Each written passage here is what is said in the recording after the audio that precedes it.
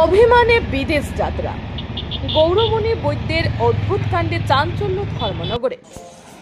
সীমান্ত টপকে ত্রিপুরায় অনুপ্রবেশ করে ধরা পড়লেন বাংলাদেশি যুবক। ত্রিপুরার গোমতী জেলায় উদয়পুরের ছনবন এলাকার অবৈধ বাংলাদেশি যুবতী উদ্ধারের ঘটনার রেশ কাটতে না কাটতে এবার চাঞ্চল্য ছড়াল উত্তর জেলার ধর্মনগরে। শহরের ব্যস্ত বাজার থেকে আটক করা হয়েছে এক অবৈধ বাংলাদেশি যুবককে। যুবকের নাম গৌরমণি বৈদ্য। তার দাবি শুনে হতবাক পুলিশ প্রশাসন পরিবারের সঙ্গে অভিমান করেই চলে এসেছে বিদেশে। জানা গেছে, গৌরমণির বাড়ি বাংলাদেশের মৌলভীবাজার জেলার গঙ্গানগর এলাকায়। পারিবারিক কারণে অভিমানে নাকাল হয়ে কোনো পূর্ব পরিকল্পনা ছাড়াই সে সীমান্ত টপকে চুপি চুপি প্রবেশ করে ভারতের ত্রিপুরা রাজ্যে প্রথমে পৌঁছায় কৈলাসহরে, সেখান থেকে পৌঁছে যান ধর্মনগরে। বিদেশ ভ্রমণের রোমাঞ্চে বিভোর গৌরমণি সম্ভবত ভাবতেই পারেননি যে তার এই অভিমানী যাত্রা থেমে যাবে আইন শৃঙ্খলা রক্ষাকারী বাহিনীর জালে।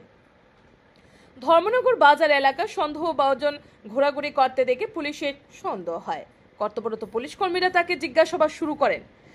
জেরার মুখে পড়তেই ধরা পড়ে গৌরমণির পরিচয়। তার কাছে ছিল না কোনো ভিসা, না পাসপোর্ট, এমনকি ভারতে প্রবেশের কোনো বৈধ নথিও ছিল না।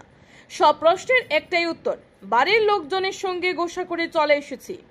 পুলিশ সূত্রে জানা গেছে, আটক করার পর রাতেই গৌরমণিকে কৈলাসহর থানায় হস্তান্তর করা হয়। সেখানে পুলিশের জিজ্ঞাসাবাদে তিনি তার অভিমানময় অভিযানের পুরো কাহিনী জানান। বাংলাদেশি যুবক জানিয়েছে, সে কৈলাসহর সীমান্ত দিয়ে ত্রিপুরায় প্রবেশ করেছে, আর সে কল্পনাও করেনি তার এই আবেগ ঘন সিদ্ধান্ত আন্তর্জাতিক সীমান্ত আইন লঙ্ঘনের ঘটনায় পরিণত হবে। শেষমেশ কৈলাসহর থানার মাধ্যমে গৌরমণিকে হস্তান্তর করা হয় বিএসএফ এর কাছে।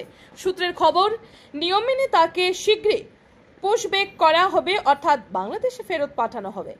এই ঘটনার প্রেক্ষিতে অনেকে বলছেন, পরিবারে মনোমালিন্য হলে নদীর ধারে কিংবা চায়ের দোকানে গিয়ে কিছুক্ষণ একা সময় কাটানো যায়, কিন্তু তাই বলে সোজা সীমান্ত পেরিয়ে অন্য দেশে ঢুকে পড়া? সত্যি অভিমান বড়ই বেপরোয়া জিনিস, আর গৌরমণি বৌদ্ধ হয়ে উঠলেন তার জীবন্ত উদাহরণ। ব্যুরো রিপোর্ট, আর এই ধর্মনগর। এবং কি কারণে আপনি ভারতে এসেছেন? বাংলাদেশের কোন জায়গায় বাড়ি?